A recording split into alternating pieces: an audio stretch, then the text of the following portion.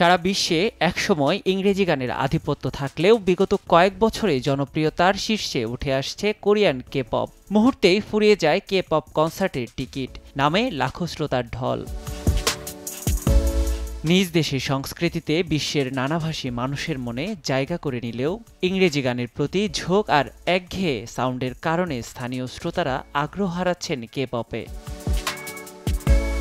২০২৫ সালের প্রথম ৬ মাসের পরিসংখ্যান নিয়ে সার্কেল চার্টের এক প্রতিবেদনে বলা হয়, গত বছরের তুলনায় চলতি বছর প্রকাশিত গানের ডিজিটাল স্ট্রিমিং কমেছে ৬.৪%, অ্যালবাম বিক্রিও কমেছে ৯%।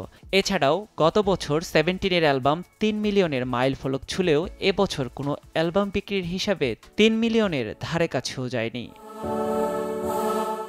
এমন পরিস্থিতিতে কে পপের ভবিষ্যৎ নিয়ে দেখা দিয়েছে শঙ্কা। শিল্প সংশ্লিষ্টদের মতে, কে পপ যদি ঘরোয়া বাজারে জনপ্রিয়তা হারাতে থাকে তবে তা পুরো ইন্ডাস্ট্রির ওপর নেতিবাচক প্রভাব ফেলতে পারে।